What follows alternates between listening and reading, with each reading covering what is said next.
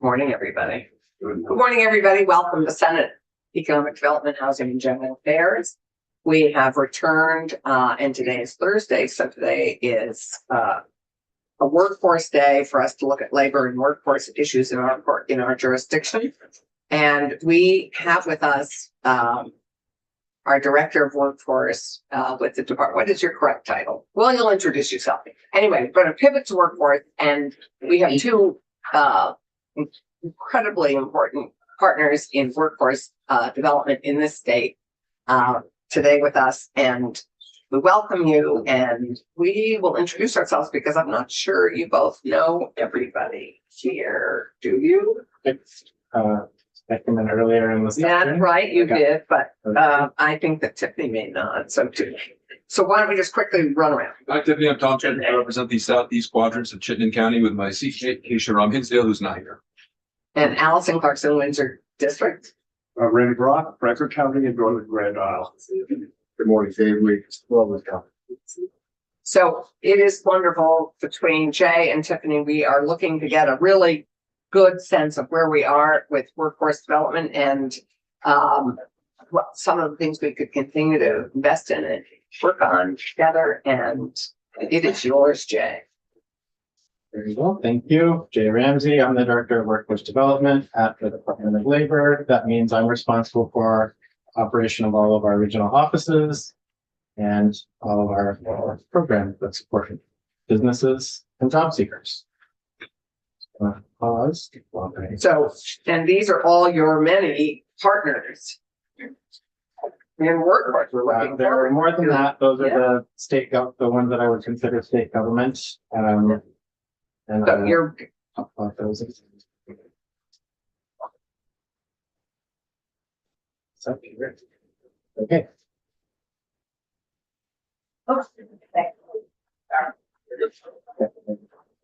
Okay, so I have lots of slides. Some of them we can skip over if they're not of interest to you, but I prepared them so that you'd have them for additional information. This slide. Sorry. You okay? I am. I'm trying to figure out what happened to my So screen. we're seeing your screen, so I think you have extended desktop set up. Okay. So Tom will fix you up. if you want to fix that, you can press Windows P and then change it So to nice to have a tech whiz in P the rather than extend. Thank you. Yeah. Click on it. Maybe. We are seeing your screen right now. All right. Yeah, it's on the. I will just walk through my good slides. Yeah, and then press the forward, I guess. You'll have to keep moving I'll do that. us forward. On that side, right? So this slide is intending to represent all of the different state partnerships or the partnerships within state government that we have. Not including other partners like CCV or Vermont State University or any of the other colleges and universities, or even the tech centers in the state. So I'm just going to quickly go around and say what the nature of the relationship is, starting at the upper left corner. So we have a relationship with the Agency of Ag in that they perform housing inspections for the migrant and seasonal farm worker program that we administer. They have to go out, they go out and inspect the housing before we certify a farm can import talent through the H-2A program. The other part of that relationship is with the Division of Fire Safety. They're there to help us. They're there to help us ensure that the rental property standards are enforced, most specifically for life safety. We have a relationship, kind of an emerging relationship with the Department of Corrections, specifically in Springfield, where one of our case managers goes in and provides labor market information with those who are soon to be exiting from the correction system to help them get ready to be thinking about what kind of jobs are out there. And then they have a relationship with someone when they do exit, and we can pick up the case management at that point. The relationship with the Department of Libraries is mostly in that we reference their free training materials. They have access to databases. Udemy is one of the services that they provide. So when we're communicating to the public, we're making sure that they're aware of these resources that are at no cost to them, accessed through their local library or virtually. We have an emerging relationship with Serve Vermont, the Service Commission, AmeriCorps, for instance. And we're working together with them. They have a seat on the board now. Oh, great. Phil Coling is the executive director, so we work to add that. Right, we met him position. on Monday. We saw him in the meeting on Monday. And so what we're trying to do is more intentionally connect those people who are coming to Vermont to volunteer to the jobs that exist in Vermont and give them a reason to stay here. I have the Department of Labor there because we have internal relationships with the Wage and Hour Division, with the Unemployment Insurance Division, with the Labor Market Information Division, with the Agency of Education through CTE, through the Adult Education and Literacy programs, and also teacher apprenticeship, which I'll talk about in a few slides. We have a very solid relationship with Higher Ability. We often share office space.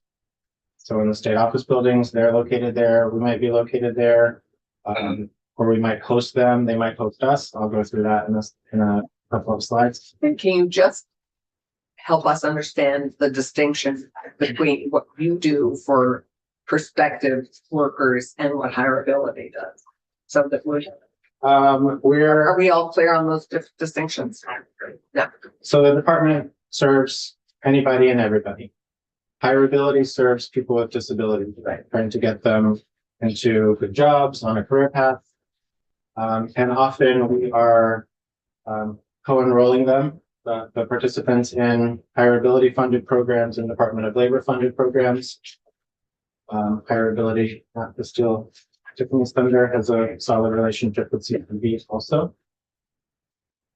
With VSAC, they are managing a lot of scholarships and other funds, and the trade scholarship in particular, they refer anyone that has applied for the trade scholarship to the Workforce Development Division so that we can reach out and see if they need any other services.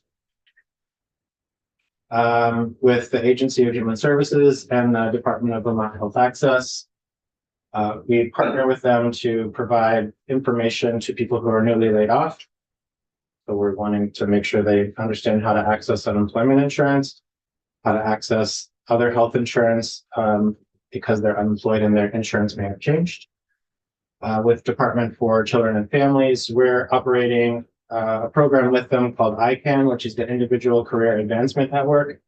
So when someone is receiving support from SNAP, the Supplemental Nutrition Assistance Program, or 3 Squares Vermont, or TANF, the Temporary Assistance for Needy Families Program, those are administered by DCF, but they have a work search requirement. So they will refer them to the Department of Labor. We provide various services to them to make sure that they know what sort of jobs are out there. We can help them get a job. We can help them access training to get a better job. So that program has been around for at least as long as I've been at the department, maybe 10 years. Yeah, long time. With the Agency of Transportation, we often help them recruit commercial drivers, people to work in the different regional, I'm going to call them offices, but they're garages. And that's an expensive license. And do we, if people are agree to come on and work for the state and develop a CDL and grow into a CDL license, do we help finance that? The agency, the ART does. Yeah, that's what I thought. Because as you may recall, the committee costs about $6,000. It's an expensive license. It's a lot of interest.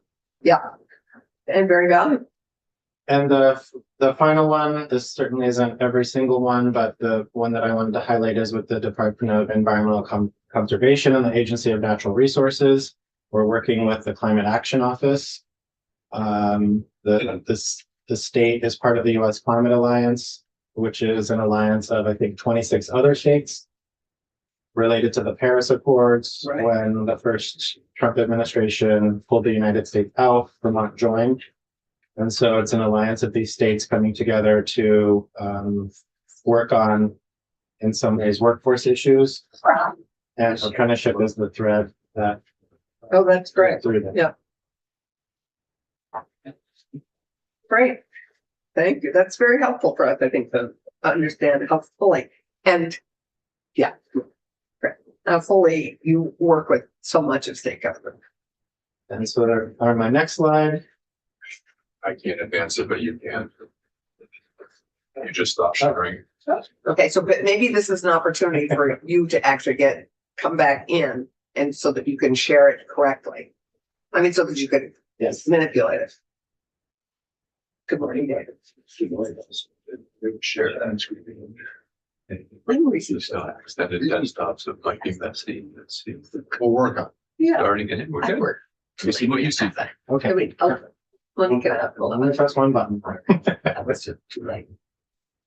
So apologies for that. I'm used to Teams.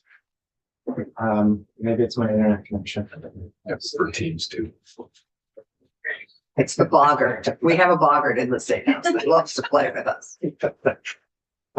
So my next slide here is about the Workforce Development Division's resources. So where are we and how many people do we have doing the work? So the You have state, 80 people working. there are 75 positions. So the state's divided into 5 regions: Northwest, Northeast, Central, Southeast, Southwest. And then we have central office, which is in Montpelier here.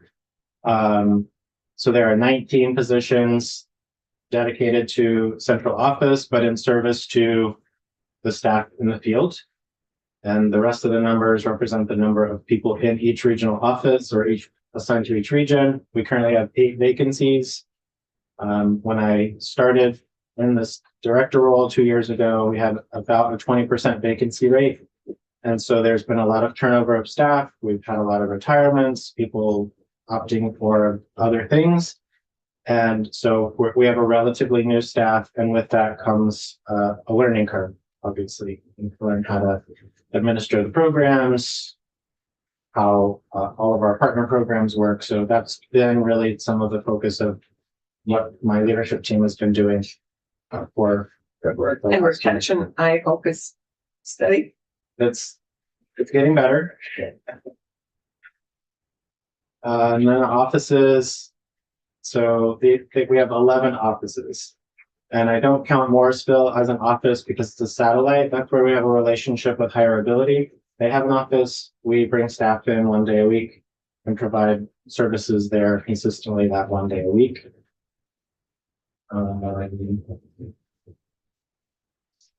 This slide is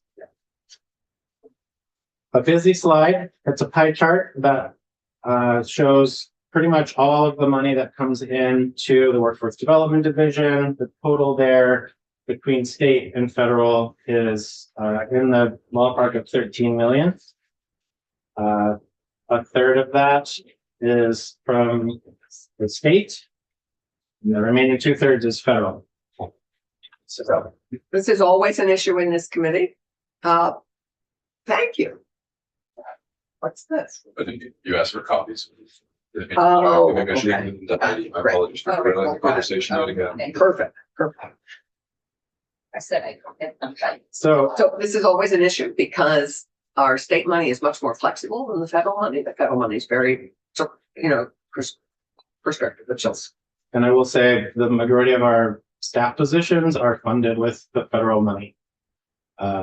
So that we're spending the state funds more directly on services and taxpayers.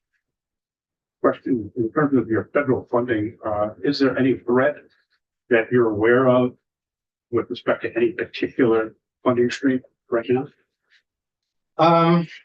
Nothing in particular. I'm going to highlight 2 things. On the, let's see, the 9 o'clock slide there where it says discretionary apprenticeship. That's a federal grant program through the Office of Apprenticeship. it's discretionary, so they could change their minds. They changed their mind already this year about the competitive part of that application. This is, each state gets an allocation.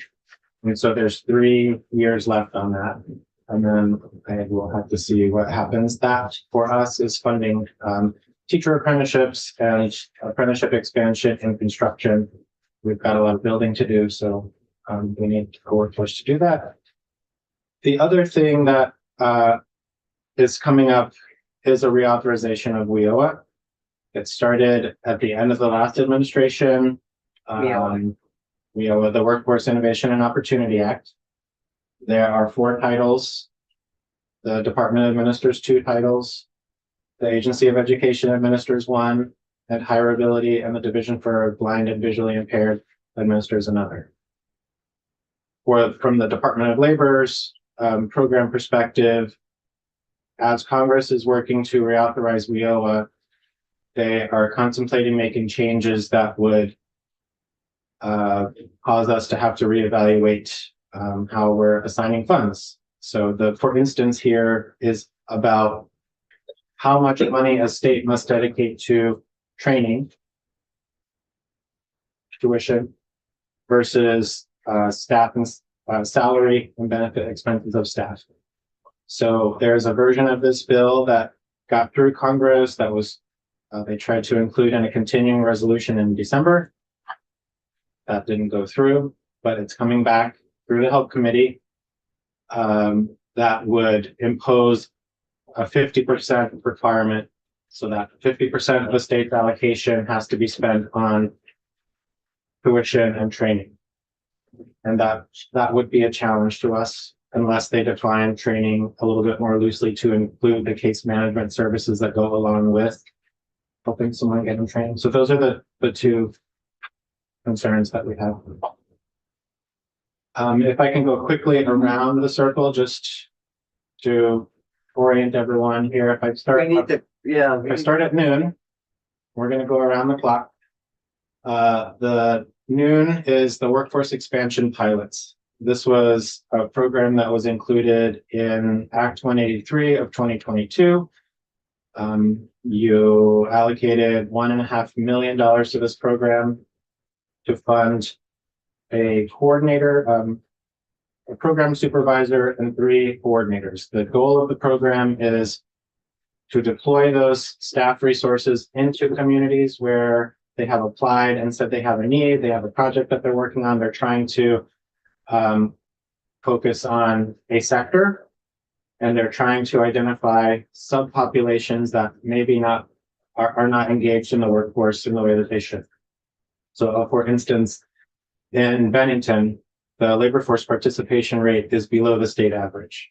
So if a community partner in Bennington were to apply for this program and we select them, we're going to embed a resource who lives in Bennington to help that community over 2 years figure out how do we increase the labor force participation rate? Who are the folks in the community that are unemployed or underemployed or could be better served by having a clearer career path?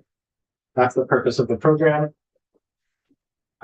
Just from a funding perspective, I'm going to stick with the money. I have a slide about the workforce expansion program in a second. For state allocations, over the years, there's a specific allocation for youth. This is it's $150,000. It's intended to serve youth who are not eligible for WIOA or who want to participate in a training that isn't covered, that we can't pay for with WIOA. I'm trying not to get into the WIOA weeds, but it's very weedy. In order for us to pay for someone's training, if they're in the WIOA program, the training has to be on what's called the eligible training provider list. And there is a heavy reporting requirement on the eligible training provider list. And so many training providers opt not to be on the list, so it limits access. So our bypass is state money to pay for the training that people want to be in if it's not on that list. So Jay, I'm just gonna say that you have another 20 minute Okay. budget. I'm concerned that you have a big slide deck. And so are these programs described in your slide deck additionally? Yeah, some of them. So just speed through if you I'll can speed through. quickly summarizing the programs, because they're all great and important, but I also know our time is limited. So the next one is ICANN, which is that program that I referenced with DCF. We have money from the feds for dislocated workers, money set aside specifically for rapid response, which is when a company is intending to lay off a group of workers. We come in and provide a rapid response session, which is about how you access UI, what does the Workforce Development Division do, how do you access other benefits. Sorry, I'm late. That's Are okay. you getting to any metrics of success for any of these? In a couple of steps. Oh, okay. I think it would be Yeah, last slide. There's a lot to the Workforce Development Division, so I'm Yeah, no, I'm no. trying to important for us to appreciate what we have invested in, and in some ways why state dollars are so important to this program, because it particularly as the feds begin to constrain it in some capacities, it's important for us to appreciate where our dollars are going. So we'll work our way around the bottom half here. That's WIOA Title I for adults, for youth, and then Title III for employment services. That's what pays for the offices to be open, for staff to be there to receive you when you come in, needing help with your resume, interviews, job search, whatever, or if you're a business looking for help posting a job. The next one is the Foreign Labor Certification Program. That's what allows us to help farms access the H-2A program. And the migrant housing and yes, migrant workers, yeah.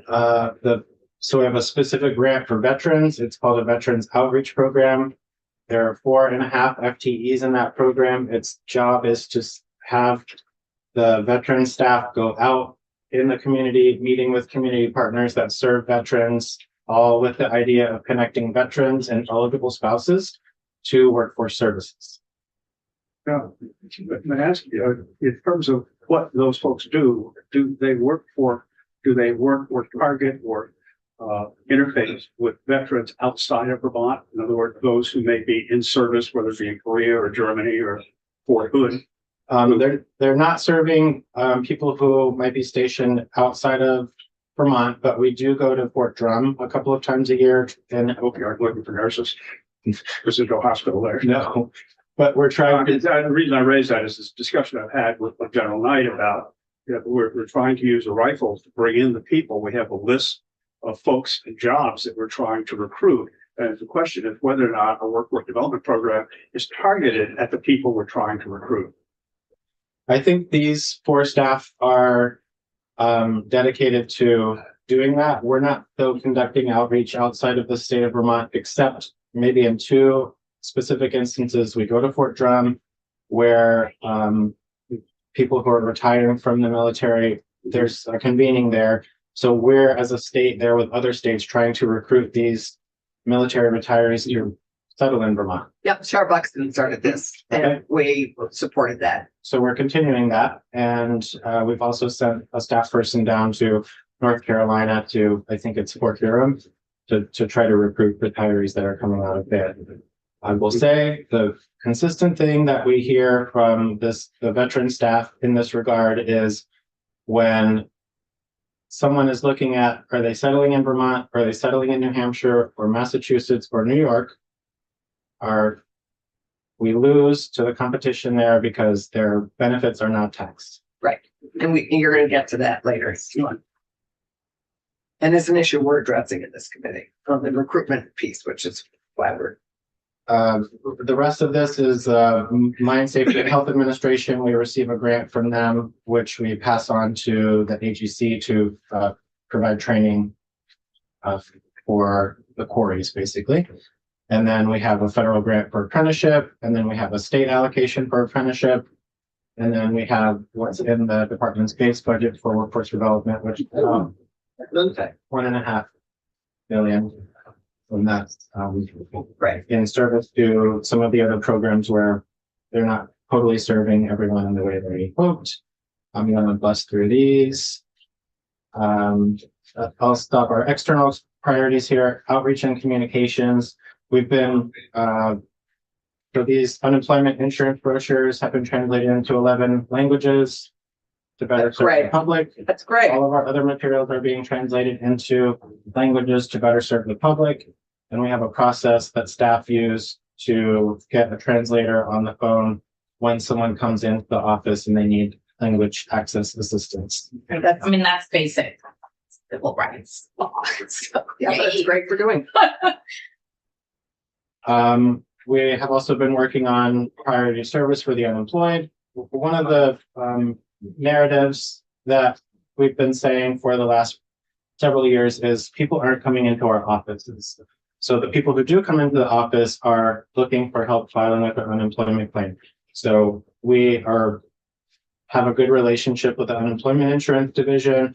We have systems in place to be able to bypass the phone line.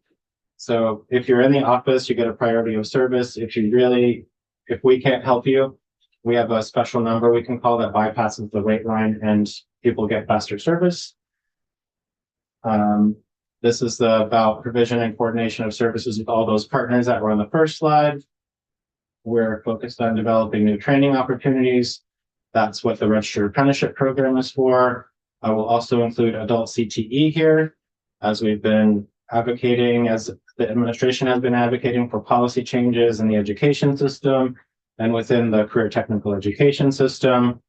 The department has been saying, let's not forget about adult CTE as a local access point to technical training. And we're also focused on more effectively serving our other customer, who is businesses.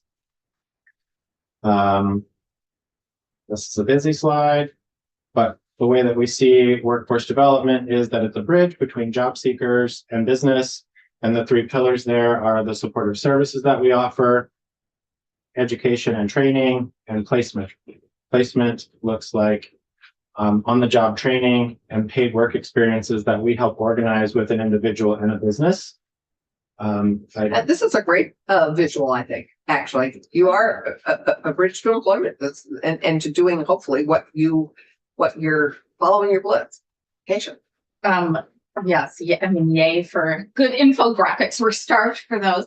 I'm sorry if I missed this, but did you talk about how your job now intersects with the Office of Workforce Strategy?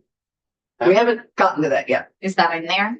It's not, but I will just say the Department of Labor is a partner in the workforce development system, and the division that I'm in charge of is the primary partner, along with the agency and Agency of Education and Higher Ability. But from the WIOA standpoint, we're the core partners.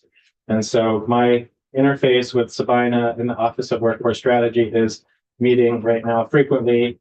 Bring to her up to speed. help her understand how the system works, what our offices look like, what we do in the offices, who all the partners are, and where the work that we need to be involved in is. And you are her you are that office's major state partner, and then we have all the non-state partners that are now. Are you all developing metrics of success together? Not yet. But on the we, agenda. we plan to. I mean, we have federal metrics that I'll show you. That's the core of what drives what we do. It's 60% of the money that comes in. So at a baseline, that's that. I think in fairness, it's also difficult as a person new to the system to have a deep conversation about metrics when you're trying to learn how everything works. So I think we're at that stage. And then in maybe 6 months, we'll be able to have a deeper conversation about what are we missing? How do we know we're missing that? What can we be doing better? And how are we measuring those things? Do you think it's a useful position in office? Yes. In what way?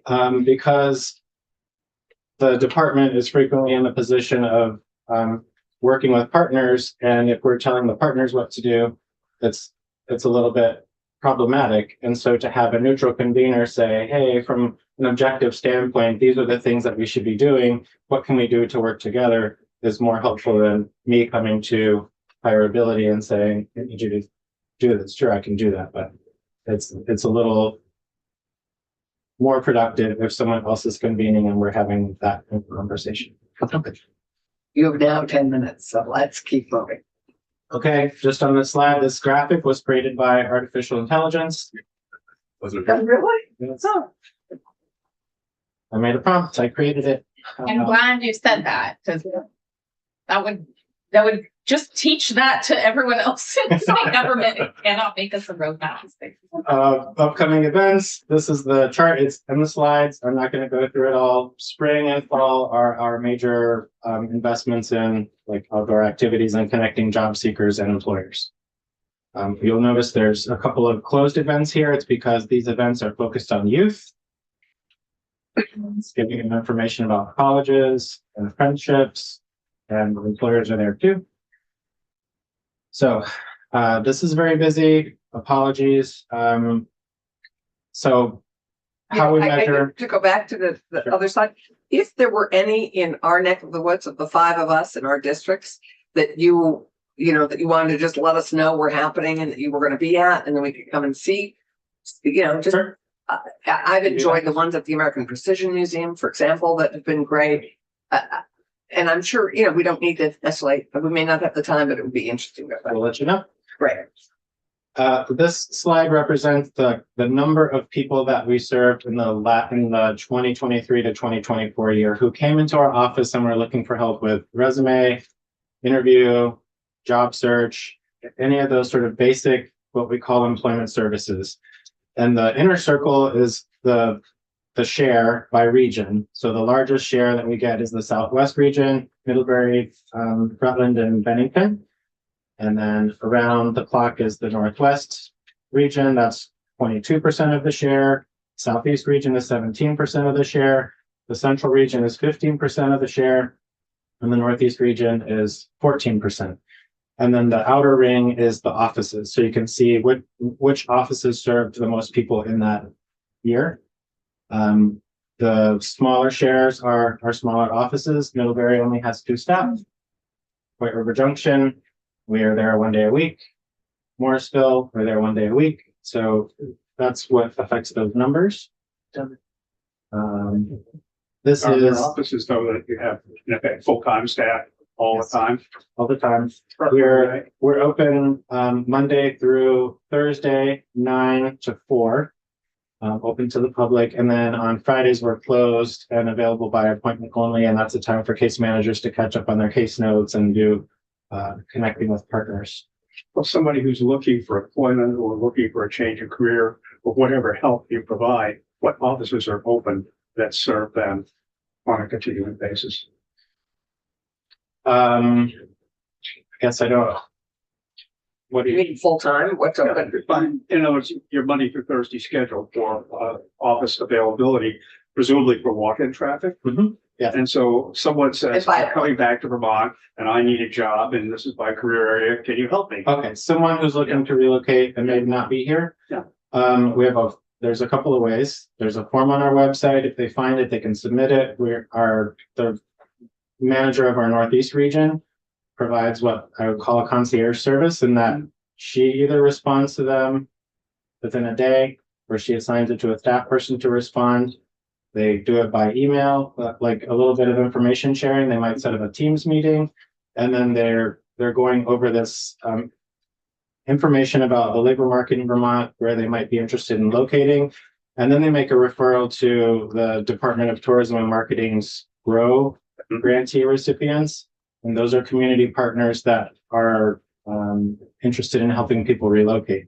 So we kind of triage and assess and then assign. So Yes, I think Vermont has a big piece of relocation, which I think you intersect with. Yeah, sure. So one of the things we talked about a lot in the last biennium and before was that now your staff are going to start meeting people where they are.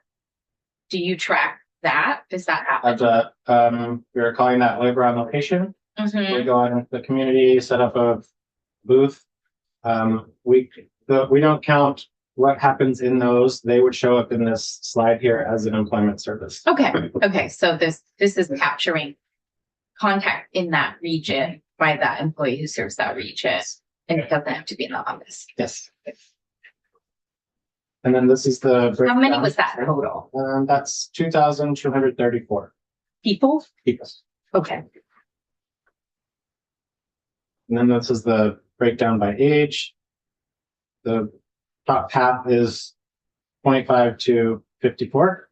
We can slice and dice this in lots of different ways to get to half of it. But the majority of our WIOA enrollees are between 25 and 54. So adults who did something in their younger years and maybe they need a change, that's who we're working with. So this, I'm just gonna, before we started the session, we're asking some questions here. This might be where we want to spend a little time. So I already spoke about the veterans program and military retirements. We're really trying to recruit military retirees to settle in Vermont. And as I said, our surrounding states don't tax the retirement benefits. And that is a frequent response that our staff get when they ask why wouldn't you settle here? Well, if I get the same view in New Hampshire or Vermont and I'm paying less taxes in New Hampshire, I will settle there. Do you keep any statistics as far as the number of people who inquire about military retirement or that you interview or that you work with? The JVSG staff have some stats for me. What's JVS? Jobs for Veterans State Grant. That's the Oh, right. outreach program. The next slide, I think, has some of those connections. I mentioned this earlier about the GROW recipients. So we have a strong partnership with tourism marketing as of trying to help recruit people to Vermont. And then the other attracting talent slide is the foreign labor certification and the H-2A program.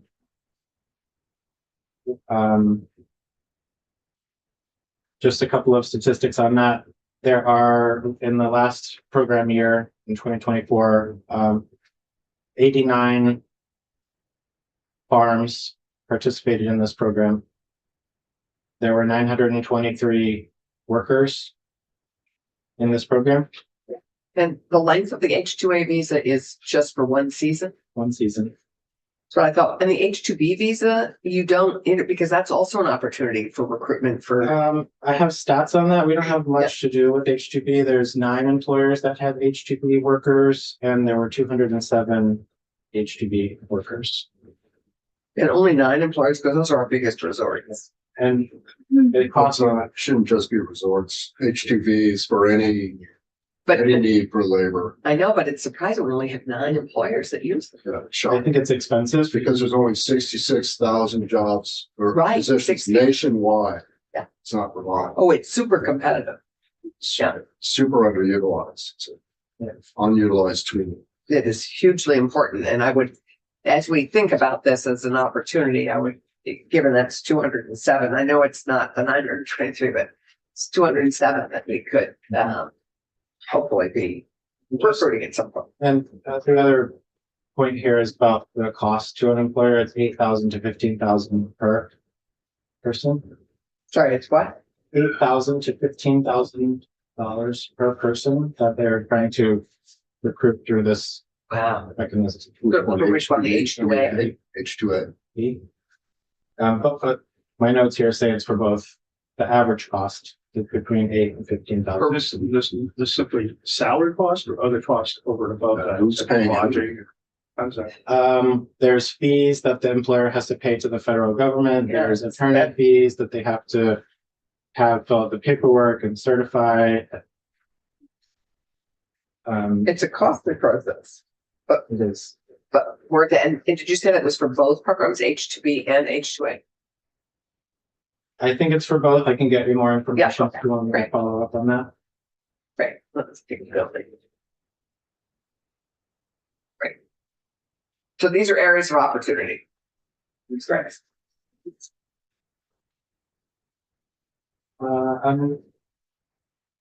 Just in terms of outreach, we have a weekly jobs newsletter. It goes to 40,000 people.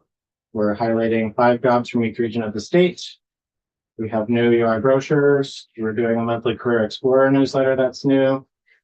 Aiming to highlight the key jobs in the economy that we're having trouble filling. And we have an apprenticeship newsletter. Can I, to interrupt Yeah. on Sale's point, we've only have 5 minutes and I haven't really heard what is the condition of Vermont's labor force and what are the metrics for the programs that we're already invested in. That to me is like the most Right. important message out of this 45 minutes and we haven't heard it. And we're gonna hear that from Tiffany, I believe, a bit, and I think you have some additional stuff for us. So I can skip through these. I guess I wasn't clear about what my, I Reason sort of for being asked for the state of the workforce, and that's, okay. So the unemployment rate is, I think, 2.4%. And so that means there's roughly 1.6 jobs per unemployed person. Our labor force participation rate, I'm going up my memory here. This is not in my presentation, but state of the workforce. The labor force participation rate, which is a measure of anyone 16 and older who could be in the workforce, is I think 6th in the nation, 70-something%. It's very high. It means there's not a lot of people on the sidelines. And so why is that important for what I'm presenting to you? All of the programs that I'm talking about are ways that we are intending to serve people who might have a job, who aren't showing up in the unemployment rate.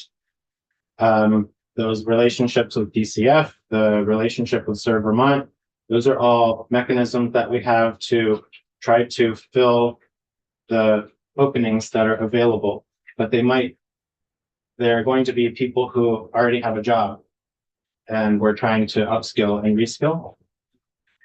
We also are trying to focus our efforts on youth, getting youth from school, either college or to an apprenticeship program or to a good paying job. Our work in the apprenticeship program is invested in construction and manufacturing. We have some healthcare programs. yeah, and in all fairness, Matt Barowitz is coming to us next week with the latest figures, which we got at the State Workforce Development Board on Monday, which we have, and we could get forward some of that, but Matt is going to come and give us all the update on some of it. So I mean, maybe this is Sabrina's job, but the problem in Vermont is not how many people work, it's how many open jobs we have that we don't have the people to fill. Do you all not look at that? Because I worry that with the changing immigration dynamic in our state, we're going to have even more jobs to fill and not enough people to even sustain our economy. I share that concern about the migrant seasonal farm worker program, where I think we're seeing farms that haven't been requesting farm workers before, because they might have had undocumented workers, and those undocumented workers aren't showing up anymore for obvious very reasons. valid reasons. Mhm. And so as we're trying to build out that workforce, we're having an increase in the request for certification for the H-2A workers. And I'll just let me pull on that thread for a second for At you. least I think that's the threat. For the ag workers, in the H-2A program, the housing has to be inspected before we even authorize or we certify the need. They have to have the ag inspectors come out, and we have to make sure it's compliant with the rental property standards from the Department of Public Safety. More often than not, it's not meeting those standards, and then that farm has to make investments in improving their housing. We Which can't, sadly tells you a lot about the housing on those farms at the moment that might people are or undocumented. and we can't certify the housing until it meets the standard. We can't even give conditional approval. That was a compliance finding, so we had to stop that process. So the housing has to be live-in ready when the inspectors come out. And then once the inspector certifies the housing, it authorizes that farm to recruit their H-2A workers, and then it's maybe a month and a half process for them to recruit. Just out of curiosity, in a nutshell, is it like a sanitation issue or is it like a square footage per person issue? It's a life safety issue sometimes. There's not smoke detectors, there's not carbon monoxide detectors. It's Yeah, that's A health- $20 a shot. there are health issues Not the where wiring isn't good enough. for- Right. This is the Wiring. concern about the housing for the current. they just don't, it's not, from photos that I've seen, they're not apartments that you would want to live in. If there's a kitchen in the space, the ceiling has to be finished so that things aren't going to fall into the food. In many cases, the ceilings aren't finished in the kitchens. In some cases, the livestock have to be, well, in all cases, livestock have to be at least a certain distance away from the housing. In some cases, the livestock is underneath. And so this is just the condition of ag worker housing. And if we're going to see more people coming in this way, we're going to have some investments in housing. Yeah. This isn't part of the governor's budget recommend, but this is part of this workforce need. But thank you. That's not surprising, but helpful to articulate that very specific need. I probably could respond better to questions than me trying to fumble through my Well, why? slides. No, you're great because we asked you for a state of the workforce. Where are we? And I think that we're getting that. And I think this committee, I mean, it's very helpful for us to appreciate what we're investing in, where we're investing it, how many people are engaging with it, and areas we still need to work on. And so maybe given our time, it would be great to have Tiffany come and join you and continue this together. And then Jay, if you would, when we have Matt, if you would be willing to come back with Matt and flesh it all out more, some of the statistics and metrics of it would be terrific. I would hope we could talk about policy recommendation. Yeah, and that is what I'm Is hoping will Sabina come out of Coming it. in too. Sabina will come in, but you know, she's still booting out, but that's the hope, is that by next year, the director of that office will be the funnel for those workforce development asks. I think what I'm hearing, tell me if I'm wrong, is that our workforce crisis is not a function of us putting more money into training programs. Unless said otherwise.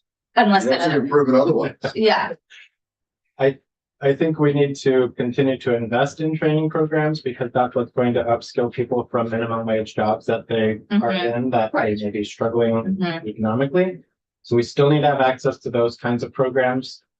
We have, we're embarking on an investment in the workforce expansion program, which will yield hopefully 3 different kinds of results in the 3 communities that they're in, but that's further out, Mhm. 2 years. Can you, yeah. Yeah. So maybe this will be for the next presenter too, but what's come up a few times in these discussions is, can you show that our workforce is, our upskilling is targeted towards where we're seeing the market need in skills? So are we aligning our workforce priorities with what the open positions are so that we're better matching those looking for work with the work needed?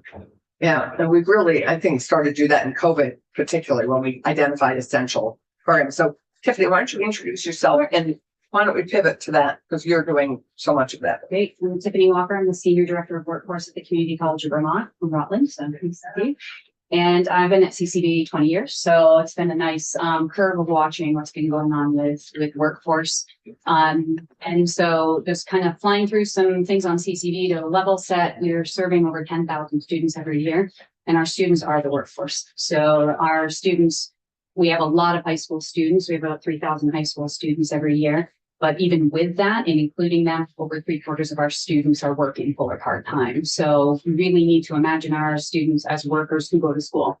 not people who are in school who also get work. And so it is very important that we're seeing a lot of this upskilling happening because we need to make room in those entry level positions for more people to come in. We're also looking at all of the retirements across the state and what's going to happen to us in retirements, but also we need to be looking ahead. We need to be finding the things. It's not just about job openings. It's about what could be and how can we increase the workforce skill set across the state. And that's where training is. Resilient and adaptable. That's what we really need in Vermont's workforce. Sorry, So- say that again. Resilient and adaptable. I think what we saw in COVID was not a lot of adaptability to change, and we need to be sure that people are ready for that. So CCV's workforce education programs are primarily credit bearing. So this is a little different than what you see in some other places where there's this non-credit arm of the college that's off to the side.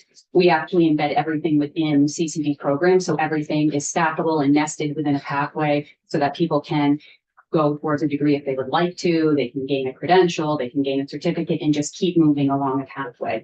So CCV has moved to these meta majors. So I'll talk about that when I talk about cybersecurity and the importance in that field with a meta major in IT. So it's really being able to build all those pieces so that people can move around and across within their industry to other positions.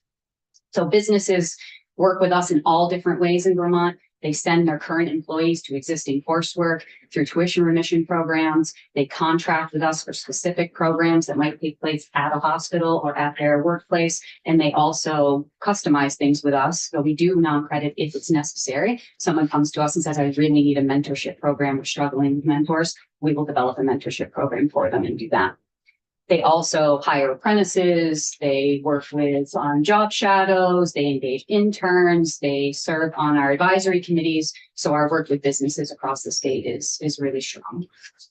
So just on that, you're the complement, you and VTC are the complements on almost all our apprenticeship programs. So when they have to take classes, most of the apprenticeship programs in the state, I believe, do their classes with you or with VTC. There's a lot of RPI providers across the state. For CCI, that's what we call the related instruction pieces. So related technical instruction, that's the educational piece of an apprenticeship. Right. CTV's apprenticeships are all credit bearing. So those are things that we've embedded within degree programs to go on. So that's the difference there. So just talking about healthcare, I know this is always something we're concerned about, healthcare pathways. We do have 3 apprenticeships, all credit bearing, 5 certificates, and then 1 meta major in healthcare that people can embed those things in. And we have 1,400 students enrolled in healthcare programs currently at CCV. And how does that compare to the need? Well, we're seeing a pretty good response to having a grow your own thing with me. So what we're doing is working with hospitals on saying, if you have people that are already in Vermont, they're already here and want to work, how can we move them along a pipeline? So you've probably heard in the past about our program in Central Vermont Medical Center, where we take people LNAs and we help them become LPNs. This was a pathway that was almost impossible in the past. If you were a nursing assistant, you didn't become a nurse. You were a nursing assistant.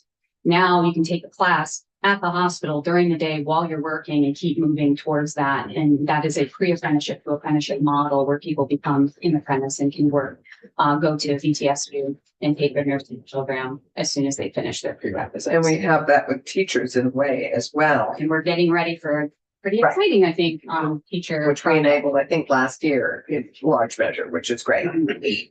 So just looking at that pipeline, close to 90% of VPSU's practical nursing students began their time in education at CCV. And so this is a really large open end of a funnel in trying to get people there. They're also highly successful. They start at CCV first.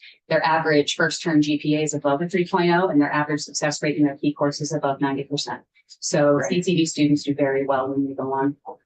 And I've mentioned that pathway with employers with an earn and learn, true earn and learn program in getting people to move from LNA to LPN, and the fact that it's embedded in their work so that they can do those pieces as they're working.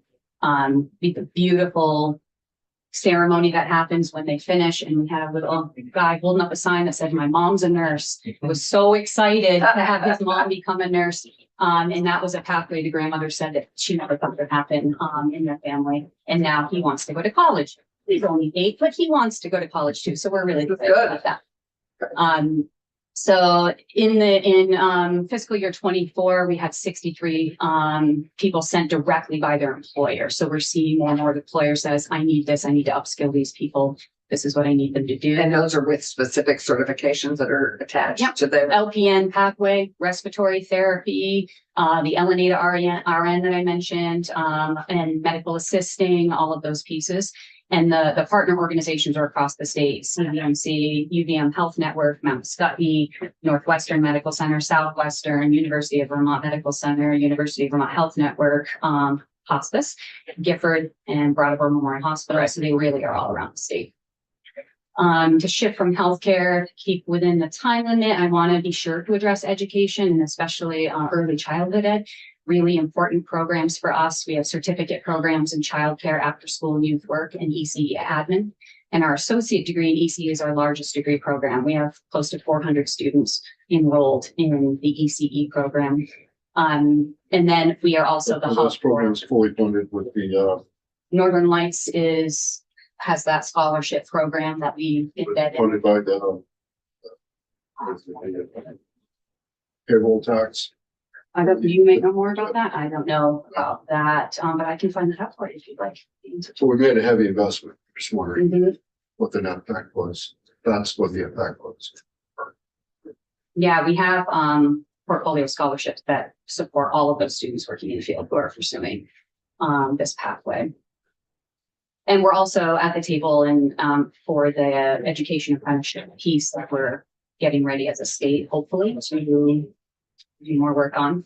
A big piece in workforce at CCD is grant work and working with other partners. Jay mentioned our work with Hireability and the helping people with disabilities get into career pathways. People with disabilities match their peers as teens for work, and then they fall off as adults, and they're no longer matching their peers in working. So this is a population of people that we really need to be tapping into for the workforce.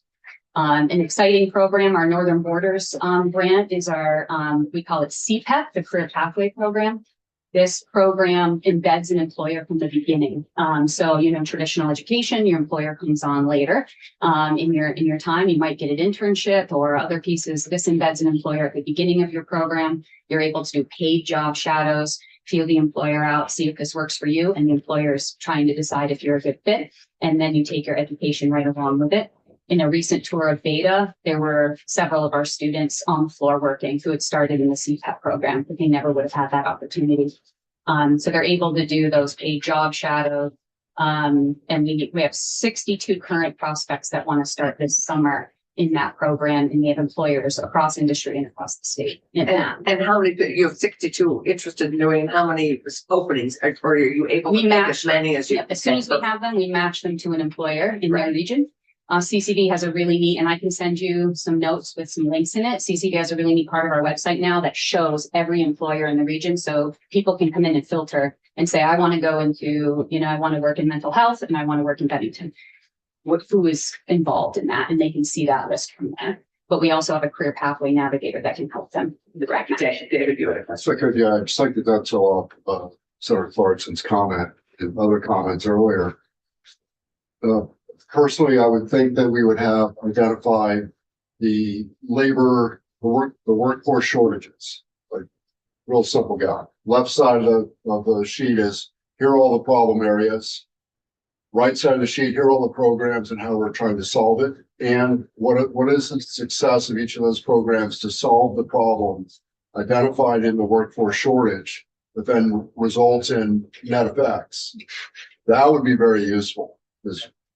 Anyway, to your point, without that, it's a lot of words. I'm not really feeling a sense of confidence that we're properly addressing the workforce problem.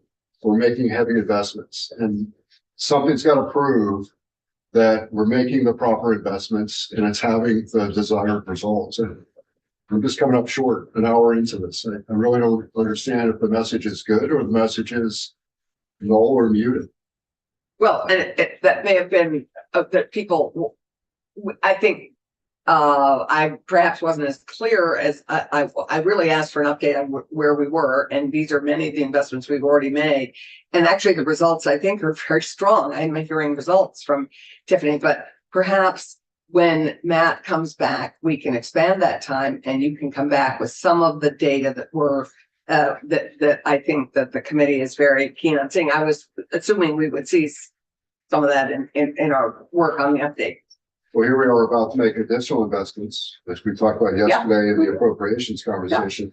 But are those programs even necessary?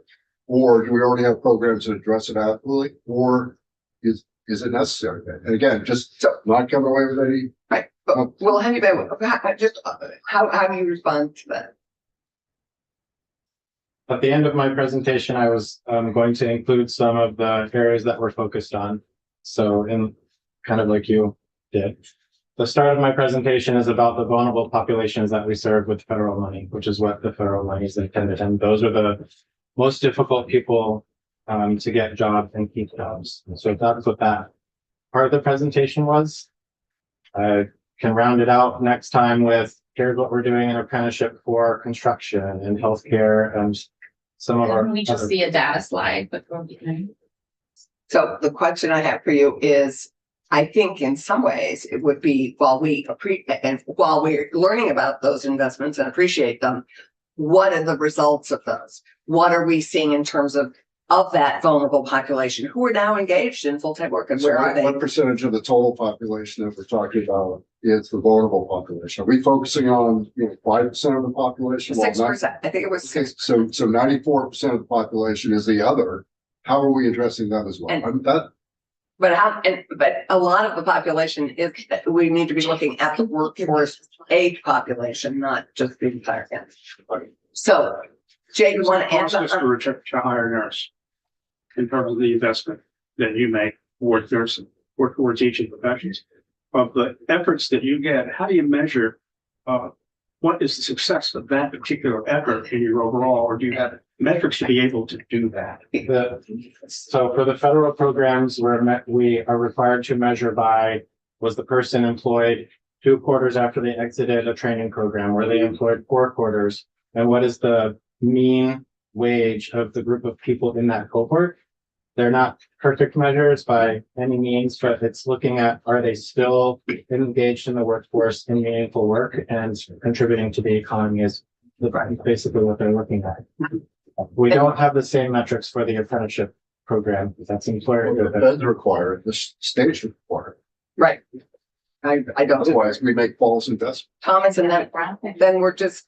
Not trying to pile on whatever, just saying, just to make clear where I think the committee's interests are. I echo a lot of the interest in seeing some raw data, and I was yearning for that. So I'm on the official workforce development website for the labor page. And I got to say, a lot of these are like 2016 and 17, our performance goals, our state unified plan. So I hope we have an updated unified plan and performance goals, but that's not on the website. So it'd be helpful to see that. And there's some broken links like to labor market information. So I'm yearning for more raw data about how we're doing, how we're matching. And to start it may be that you have just raw data at this point, but it'd be very helpful for you to think through how you could communicate to various audiences, including the legislature, whether the programs that you're running are working well, whether they're successful, or whether they're not. Right.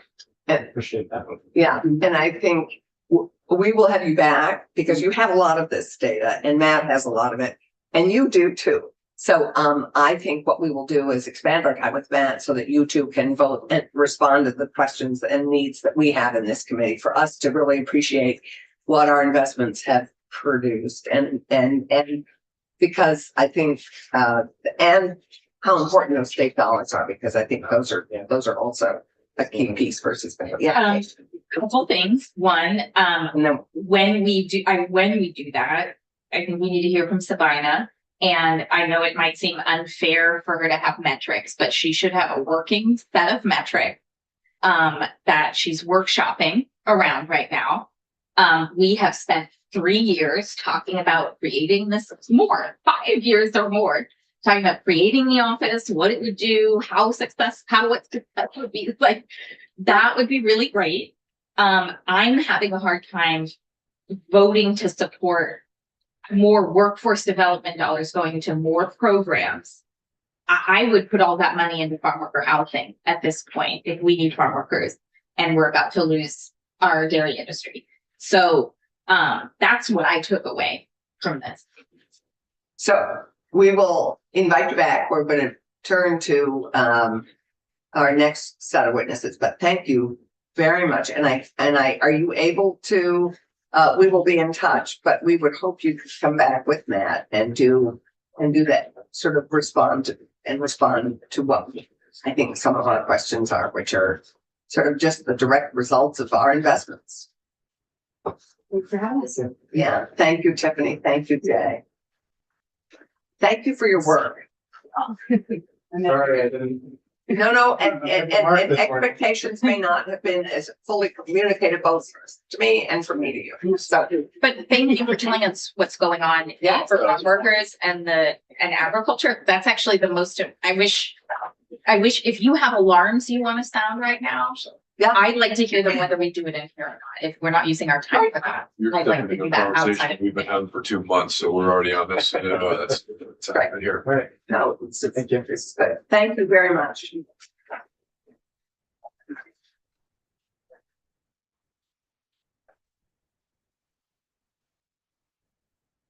Okay, Sarah. Continuing in our workforce, we are looking at an appropriation actually that came to us in the housing bill that is a workforce investment, and is the Associated General Contractors. So, Yeah. Madam Chair, may I do the same thing as the previous witnesses and pull up the second chair so that we can tag team? absolutely. Why don't you pull the second chair? That would be Does great. it matter what chair?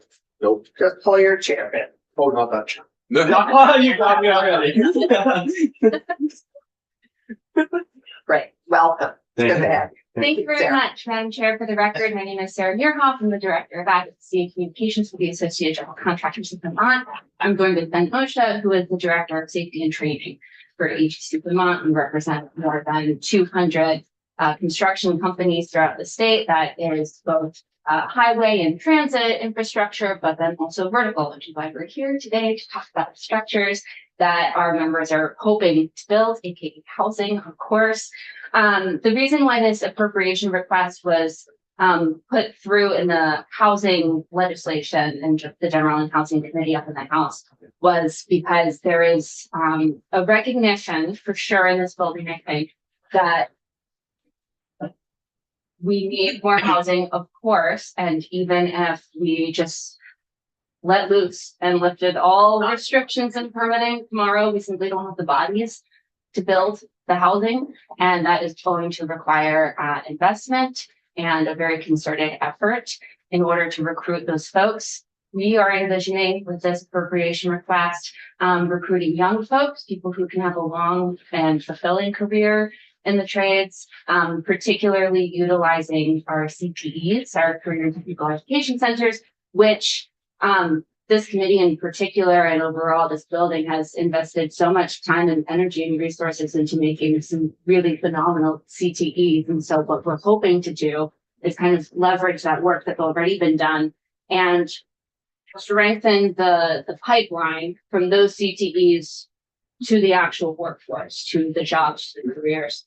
Like I said, we have more than 200 members who are just dying to hire workforces. And what we're seeing, and Ben can talk more about this, is that we have kids going through the CTE programs. They do phenomenally. They're graduating, they're getting their certifications. And then they see, other positions posted and other careers that would pay equal, if not more. And they think, well, maybe I'll do that instead of sticking in construction. And so what we're hoping to do is kind of work on the pathway from that CTE to the actual job in the construction workforce. So I'm very motivated about this because I do. Ben, introduce yourself. Sorry, I've never done this. My name is Ben Osha. I'm the Director of Workforce and Training for the Associated General Contractors of Vermont. Graduated from Endicott College with a degree in criminal justice, and then I moved home to Vermont and found this position and was motivated because it's stuff I'm interested in. So the association ourselves, so we train about 3,000 people a year, put through our training facility. I spend, this year has been a monumental year. We've had more training requests and actual. So how many more requests than the 3,000 you're able to train? How many more requests? I mean, What do you so- mean by that? How many So more you than train you need in 3,000, what's the need above that 3,000? So we have our very specific trainings like your OSHA 10, your OSHA 30. Then you have some branch off training requests like a respiratory specific training or a confined space specific training. And then there's, based on the types of jobs contractors are doing, they may need specific certifications or training. So they'll call the center and say, hey, look, we've got a box culvert coming up and we need confined space training for these 7 of our employees. Is there any way you would come out and see the shop in the next 2 weeks? And so that's where I come into play is we have the ones that we do at our actual training facility down the road.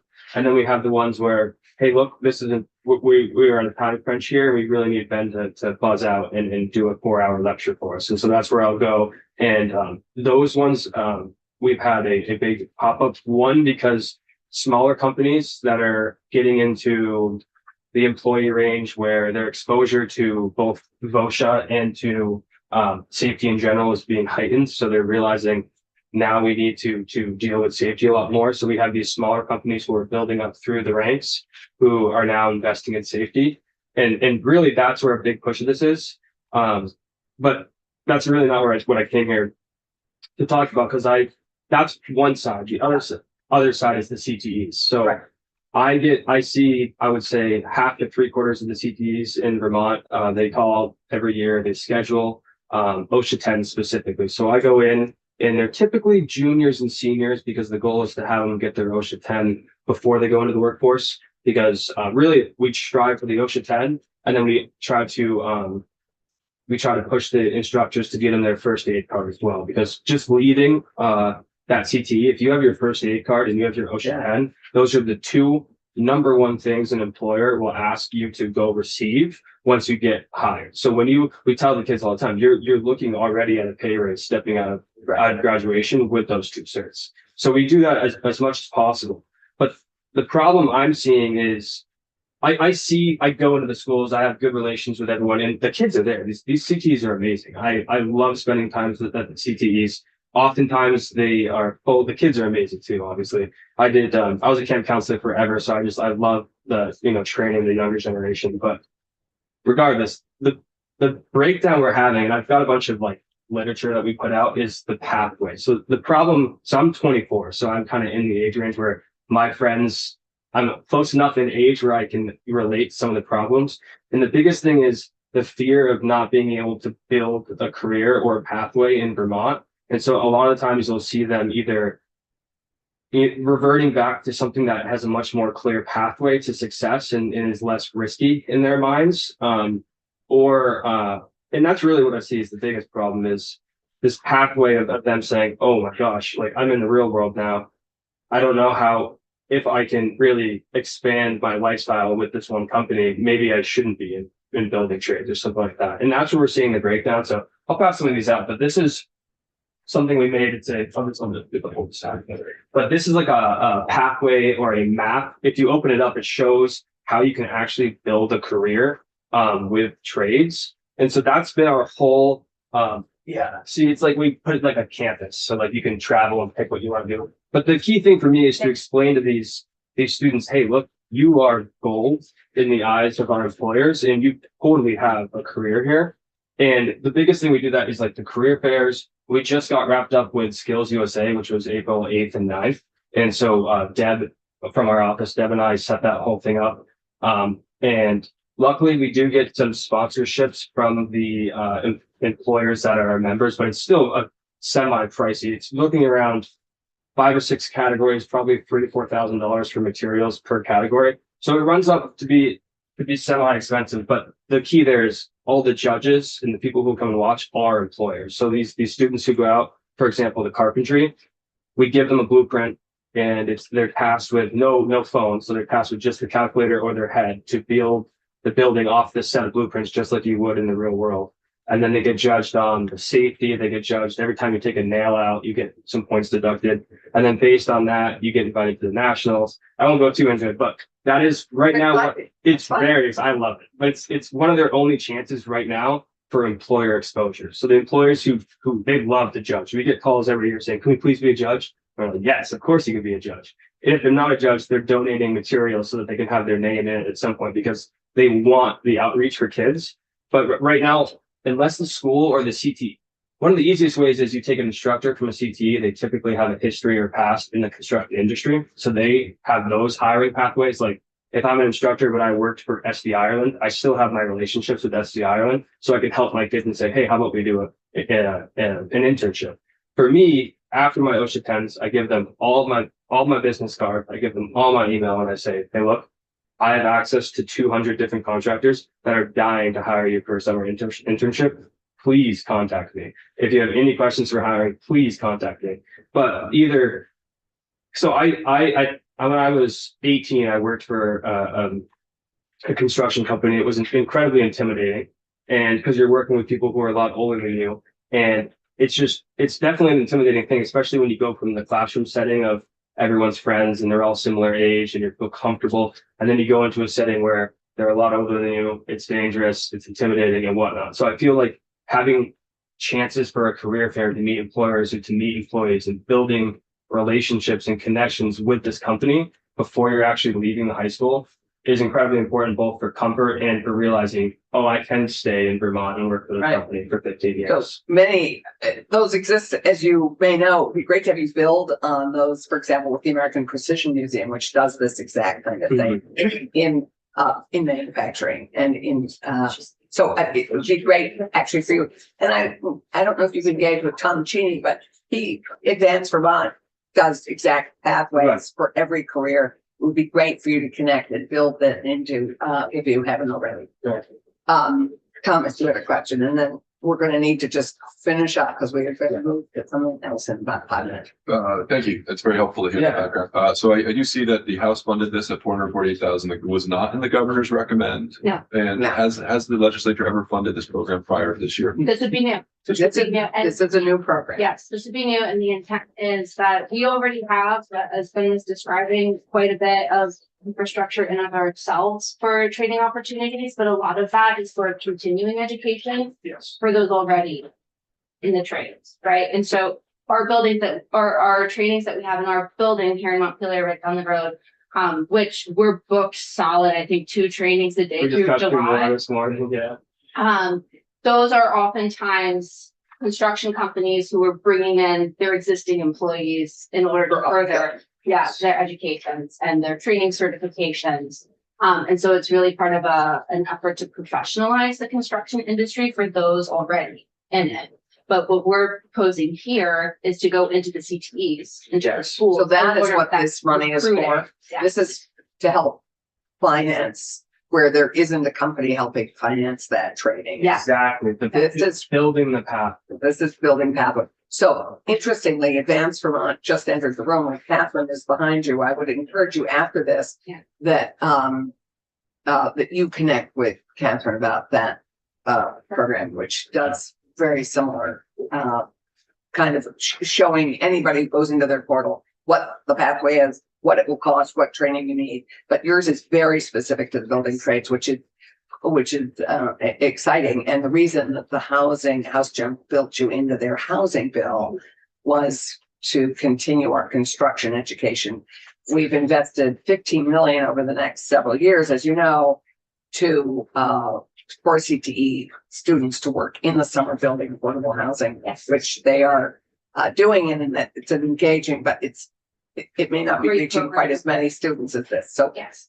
this is exciting. Anything else you want to add, Ben, before you finish? No, I think we hit the topic. The main thing is just employer exposure and allowing them to see their actual pathway and having that connection between the employer and the student before graduation happens, and allowing them to meet and see what Vermont has to offer before they're faced with, oh my gosh, I need to find a job right now. Right. Because sometimes that desperation leads them into, I guess I'm going to Maine, or I guess I'm going to New Hampshire. So Right. Thomas. It sounds very meritorious and support it. What would you say to the concern that why not just give this money directly to the CPEs? Why does ACGPT need to be involved in this?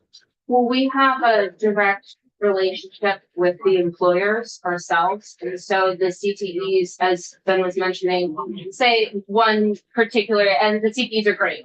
I should be super, they're phenomenal. If a particular instructor, say, has worked for an employer like SD Ireland is one that's out there, then they will have already that relationship with Ireland in order to say, suggest students and say, I have this really great star in my class and you should really hire them for an internship. They have that relationship. But that's a pretty individual basis, whereas we have relationships, very intimate relationships with more than 200 employers throughout the state. And so that would be the difference in terms of we have a very widespread. And so say a student at the Randolph CTE can get connected with a great employer up in Chittenden County. Right. That's what they want to We're right. You're smack- trying to be the bridge between the construction employers and the students Yes. before they decide either to drop out or to not do something, Yeah. do something. And we also, I mean, it's kind of we have the we want to build on the relationship on both sides of the CTEs, the young students and our members who we have already. I mean, we talk to our members constantly. And so we're very familiar with their workforce needs and exactly the crew that they're needing to hire, what projects they have coming down the pipeline. I mean, we know these things. And what often. certifications they need. Yes, So that, right, yes. which is what your training center, along with, I assume, some of our CCV and BTC are helping Yes. operate. So Can you just give us an update on the budget? Are we getting a copy? Did we send it? We are about to pivot to small business technology assistance, Right, okay, thank you. technical assistance program and our municipal. It's on. Thank you. Thank you. If you could kind of connect with Catherine right there and that would be great. And give her one of these. I will.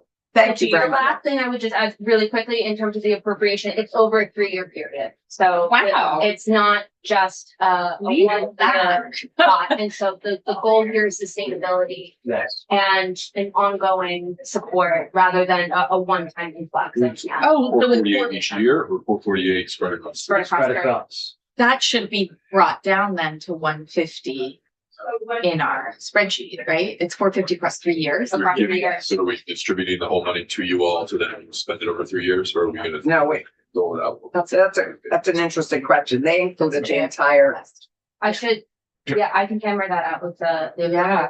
so it's 150 each year. That's a great investment. I mean, it was anyway, but that's It's your stuff. an easier sell. That's Oh. a real thing for our buck. We're frugal. Thank you for We being very, frugal. yeah, we care about. We know that Right. there's limited resources, but this is something that. Right, but they're asking through it, the total ask. And sorry if you mentioned this, but do you do HVAC? Yeah. ARC Mechanical, we have a connection with a bunch of the HVAC companies. So I would put the money for the state colleges toward this to do HVAC job connection and training, Oh, yes. rather than VSU to start a program. I'd love to sort of understand that more fully, but, so thank you very Thank much. you. Yeah. Thank you so much for having us. We appreciate so much. This is really exciting for and our housing veterans. Follow up anytime, Thanks. Thank you. You know where to Thank find you. Okay, I Melissa, bring this one you are back? on Sure. deck. Thank you now.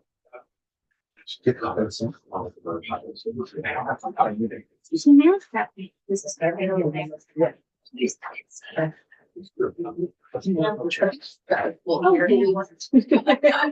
So I would refer you to the email I sent you last night. That I refer you to this, which she distributed. And these success stories, which we all have now had 180,000 emails on. So under your effective unleashing, and the ask that you have, if you would just quickly talk about this program, you and Andy Jewell were here. I said some of us had mixed up municipal technical assistance grants, which Peter is here to chat with us about because their ask is different from your ask, which is the small business technical assistance exchange. The success stories you have shown us in both all the emails we've gotten. Thank you for unleashing that community. And what I think I appreciated, and others could speak to this, is that they illustrated not only people who got the grants for whom it was very powerful and impactful, but those who didn't get the grants and appreciated why they didn't get them and that they might be wanting to apply again. And that it was a group of people we don't often hear from. That just speaks to the diversity of a lot of unheard folks who usually don't know how to access government programs. That was the pleasant surprise. for me when I did. Introduce yourself. I'm Melissa Downey. I'm the executive director of Central Vermont Economic Development Corporation, one of the 12 RDCs of Vermont. We serve Washington County and 3 towns in Orange County. And we were the program administrator of this Small Business Technical Assistance Exchange in the fiscal year 24. So that was the 3rd round of this program. And how much did we finance it for? The same amount I'm requesting now. Well, a million. $1.25 million. 200. Yeah. Yep. We did come in under budget at that point. It was my first year running the program. So the previous 2 versions of the program have been significantly structurally different and have been entirely funded with federal COVID relief dollars.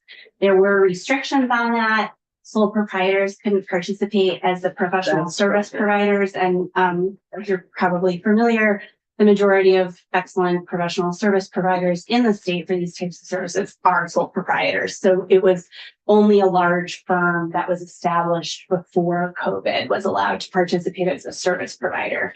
The backbone of the program is to network together an in-region service provider with a business that may have never hired a professional service provider, and particularly a business that doesn't have an existing network, that they don't know who or how to reach out for something like a CPA, bookkeeping, website, business coaching, Legal coaching. So legal, what you said. or even legal work. Legal. Yep. It's all this big network of support. Yep. Engineering, architectural, any professional service that you would hire an expert to do is the type of project that the program funds. So of that $1.25 million, there is a significant component that is for the navigator role. So I administer the program, which I can describe what that Right. costs and looks like. And then there are regional navigators. In the current setup, there are 6. And those folks are in region with the businesses, and they work with the business to understand what the business looks like, what their challenges are, and help them identify how receiving a grant of services would help them. They also help them network with the right provider. So sometimes there's a cultural concern. We had people participate who like interest-based lending is outside of their religious beliefs. How do I finance my business in the United States with that situation? Where can I get that advice? Sometimes Things we might not even have thought of. yeah, all kinds of things. Sometimes people have a particular preference. They've been scared to work with, they had one bad experience with a contractor and they're hesitant to reach out again. They felt that there was a language barrier and people weren't listening to them. Many different reasons why that navigator can help them access a contractor. People might never have read a quote for a service before. They don't understand. They think, should this service cost $200 or $2,000 or $20,000? I don't know. So how would I know how they would be fair? Also, we get, someone who comes in and said, I got this grant. I would like a forklift. And what they need is an e-commerce website. And we have to talk them into that pivot. Like what would make sense for their business that this grant could actually fund? So that navigator is a very important part of the system. Well, it's really honing in on the need and identifying what resource they need. Yeah. Right. And so your ask is for $1.2 million, and this is what got left off our sheet, our priority sheet, and we apologize for that. These things happen. And so great to catch, because we all were so impressed by that and so clear on the need. $1.2 million is the ask, 110 included in that for the project administrator comment. Sounds like a great program. My not concern, but the comment that I would make, I think I heard you correctly, was this stood up during the pandemic with entirely federal funding, and that this would be the first time we would apply state funding for it? No, it was done twice in different configurations during the pandemic.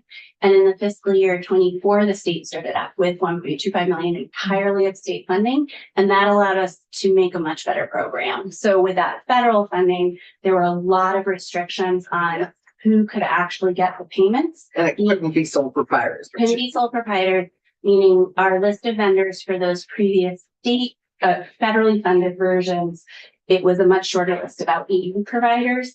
We now have over 500 providers. They've all been vetted. It's a much more diverse group of providers. You also heard from providers who are writing into you. So people who work remotely out of their homes in Bristol and Roxbury. Info capital, which is what They were a grant recipient and they were paired, the people who actually get the check written to them as a service provider. With that federal money, you can't, sole proprietors were not permitted. With the state money, a sole proprietor, a little standalone website designer out in Roxbury can receive the money. And then they're paired with a Bristol-based business or someone really close to them. So the state money really, that was the first time I took on the program, was the state version, the third version. That was the best. It was definitely the most effective. We gave the most awards, we had the most progress, we had the most success stories. It's a much better program when it's state funded, and it's no longer COVID relief dollars for this. Can I also say, Yeah. I mean, some of us have been here a long time. I'm looking at Patty Conline. We have been through many crises, recessions, tropical storm Irene, floods, etc.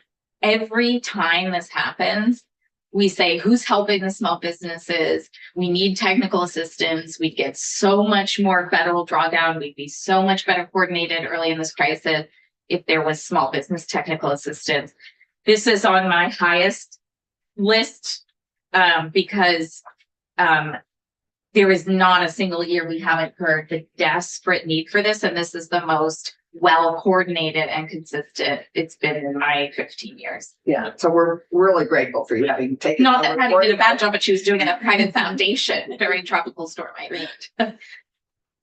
And we did not, so I was awarded this on July 1st of 2023 to run the time that I ran it with the state money. I cover Washington County, so July 10th of 2023 brought that big flood. I Right. did not come back in and ask for it this year because it was a lot going on. And I really wanted to close down the program effectively, assess what had happened, check out my budget, see what had happened. So we did not attempt to renew it the subsequent year, but I wish I'd had the capacity to, and I now do. And with no changes, there's nothing significant that I'm looking to change. We have support from other nonprofits who help us connect with people that the RDCs might not be in touch with. Yeah, no, you delegate to the resources that are able to deal with it, many of which we have supported in this committee and many of which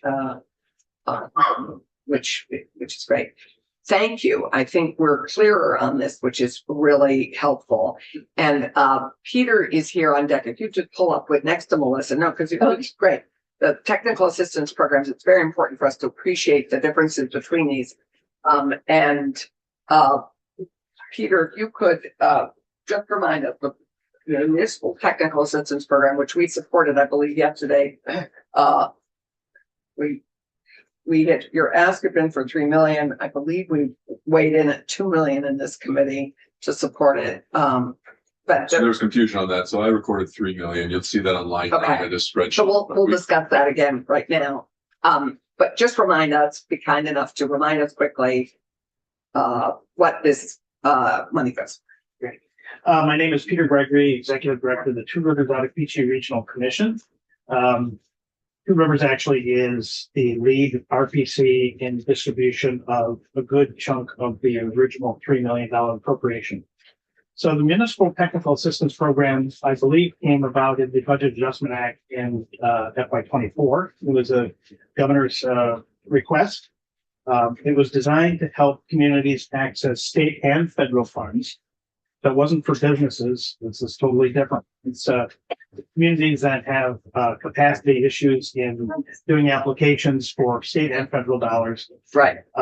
The Agency of Administration is the entity that received the funds and contracted with the RPCs for about 1.6 million of the original 3. And then different amounts went to other providers, including Preservation Trust, Vermont Council on Rural Development, the League of Cities and Towns, and I believe some engineering firms. That original 3 million was quickly obligated with statements of work, which are projects that the agency approves. So the Regional Planning Commissioner or a provider says this community needs X, and then the administration agency will agree or not agree, and then allow us to go forward and provide that technical assistance. It's not a grant program. Money does not flow from this program to towns. It's for us to help towns prepare applications to access funds on a wide range of projects. So it's sort of the middle support that needs to happen before a project can actually happen. So they get initial planning grants and then they need to figure out what they have to do additionally. So it's for additional assessments and things that the towns have to do to move projects. Right, sometimes, Good question. Did you go to government operation?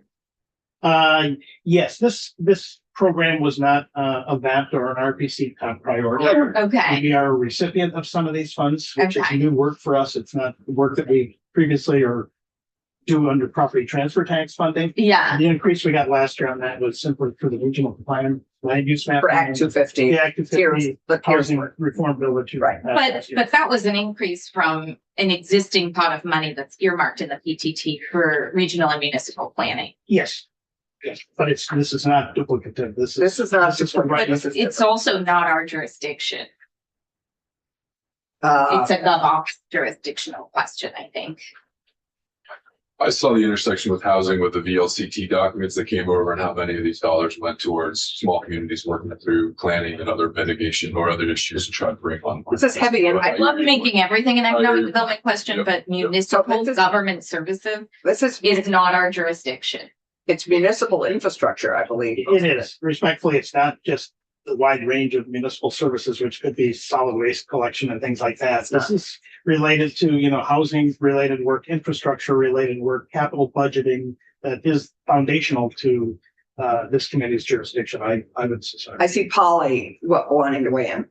Sure, Polly Major, Vermont Housing Conservation Board. We also administer some of these funds to community development entities. And I just want to add two things to this conversation. First, the 3 million was included in the governor's recommended budget. So that's some helpful context. And it was debated in the House Commerce Committee, is who took it up in the House. I believe it landed in that committee rather than GovOps because of the community economic development role that this plays, how these projects unlock the capacity for a new general store or a new housing development. So that's. And we heard from Ben Doyle, who was here, and several others. So thank you. That helps clarify these two programs, and I think we all appreciate it. Thank you very much. Thank you. Just you'll notice committee, the line item 32 is the SPTAE that we just heard about. So that's added. If I did not know whether the market high, higher or highest. Okay. Great. So we, our agenda has us moving to a break. Oh my God, where did my agenda go? Anyway, I didn't see it somewhere. Sorry, got lost. Yes, thank you. So I would just love to have us settle this so that we can get this final sheet off to appropriations if we could. Then we will be back at 10:45 with the housing bill. So thank you both very much, and I'm really grateful. And if you want to stick with the conversation, feel free, because it's always useful to have people who know what the programs do. I think one thing I would recommend, just from what we've heard from the AGC, is that maybe we can, if our understanding is correct, I would fully fund them at 150 for this year, and take that line item down from 448 to 150. It's line 26. I think that just given the conversation we had makes some sense.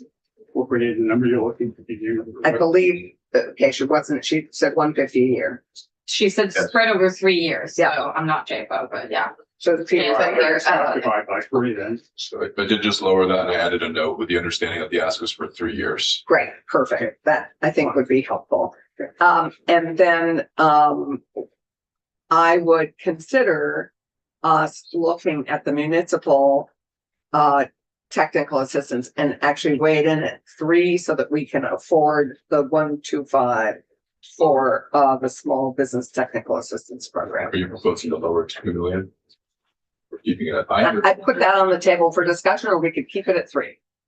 This, So, Thomas, let's continue our go around. I'm very impartial to Vermont League of Cities and Towns, my city council background, and they made a strong case about the importance of this Yeah. program. So for me, this is a high priority, it's very highest priority. Right. I hear you on GovOps, and I'm not trying to get out of our jurisdictional authority. No, it was brought to us for that reason. So 3, and I think, David, you weighed in at 3 for this too. I did. Yeah, I truly respect Senator Ron Hinsdale's perspective on the committee assignment, but if they're not doing it, Right. we should. and it was brought to us, so. Randy, at the governor's recommend.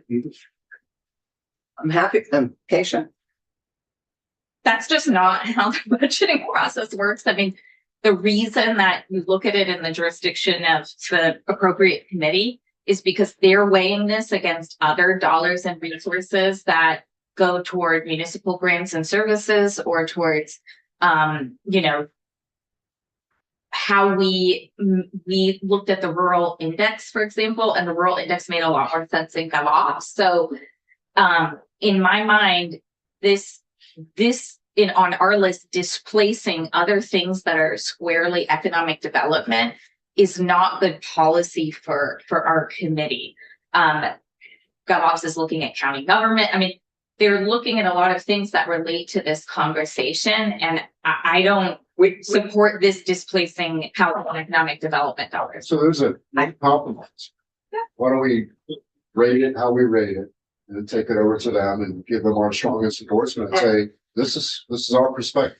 Right. And then drop it from here and see if they. Yes, I would hope the LCT and the partners go to GovOps to make this request. Okay, but I hear, and what would you weigh in on it as it was brought to our committee, and it is here at the moment? I'm happy to take it as the sole member of I've from said- this committee. I've said what I'm Okay, gonna say, fine. and I don't think Then it's I would, appropriate. then I would weigh it at 3 and I would put it as highest. So let's then move to, Committees don't always agree with each other. No, that's okay. I just, it's like, okay to not agree. I don't like So, that. so in all fairness though, as you are a member of GovOps, how, We have not discussed this. This was not brought to us. So we do not have a budget. that was my question. And the other piece of that, David, is we do not have a budget. We have weighed in on very specific things that I've written letters for in only 3 areas. So we have very limited asks We- in them. If we were to take this up, we should have a conversation about how the municipal and regional planning dollars are being spent that are earmarked from the property transfer tax. What we did last year was add more dollars to that fund to make sure that they could fully participate in a lot of planning and development work. We have very, very tight dollars, and if nobody is looking at how that money is being spent, that's a shame. I think it is, and that's what approaches do, and that's what approach job is. It's our job to them if we're gonna make this I don't the highest disagree. priority. I don't disagree, but my understanding was the PTT money was for their Act 250. That retail was the planning. addition. I'd like us to understand the budgeting process if we're gonna have this conversation. Fine, we can do that, and we can certainly. There is an underlying amount percentage that goes to municipal and regional planning. We've put extra dollars in for bylaw updates. We don't have an update on that. I love just giving people money, but if we're gonna take responsibility for municipal planning, then we also need to know how existing dollars are being spent. I think this is gonna be resolved in appropriation, so I think including it here, and then if this isn't Patrick Brennan's bailiwick and it falls into one of the others, they'll have that discussion there, so I'm fine with Our it. position will clearly be explained to him, Yeah. and we also have the fact that our chair is also Got it. in GovOps. Well, I just asked that it not be put as highest priority, displacing housing and economic development, when we haven't done our due diligence about how existing municipal dollars are being spent. I would buy that. Higher? I'll take it to higher. So I would really like to take us to the program at hand that we are considering adding to this list, the Small Business Technical Assistance Program. I could go back in time, I feel like we could have made it so that if we had 3 votes of support, it's high, 4 votes of support higher, 5 votes of support highest. So that we just may change it to higher, which is. That's an interesting. Okay, that's fair. But to finish this worksheet, we just need a high, higher, or highest for SBTAE grants. Okay, what would you do, Thomas? I feel like we're on a game show right now. Well, I mean, we had been very Well, going around the thing. the unfortunate thing is if we do that now, then it's not like who was loudest and pushed hardest, you know, it would be doing That, it we're for gonna that be and not other five, things. we're gonna be 5, 10 minutes. I So, I have another meeting at 11. Should I move that? yeah, that would be great if you wouldn't mind. I hate to ask, but we're a little behind because we have, you know, our, so I would propose that we do this and Thomas, what is your high? It's an important program and I want to support small businesses, so I could go highest. Dave, Dave, Yeah, I'm higher. Higher. Highest. so our voting rank is I think. highest. How many things are in the highest category right now? So I did color code it, so you can Great. see dark blue. If you want to use One, red, means that would be the wrong signal. 7. Okay, The last thing I'd like permission from the committee to do is to sort this on our prioritization. So Yeah. if you'd all be comfortable in our final submission, I'll do this right here. We'll do a little short prioritization, which might send a signal to that other committee as to where to prioritize. That would be helpful. So And- this will get shipped up. Great. And it Gotcha. should, I'd also love to have it shipped by by discipline, by sector, because they, of CROPS, as you know, each person has a sector. And so it's helpful for them to see within that sector what's. Maybe offline, we can categorize and then do that. All right. That'd be great. Thank you very much. We're gonna take a 5-minute break and come back if we can at like 5 of 11. Gives us a 7-minute break. Go ahead. Thanks. Well done. James worked very much. I didn't get any excited. So would be. James worked very much. That was light. That was the most technical budgeting process. Yeah. Well, that's a discussion that I've had. Well, listen, thank you. Oh, thank you. Yeah, well, thanks again. That's all right. Okay, mutual. Hey, just FYI, we did a fund this year.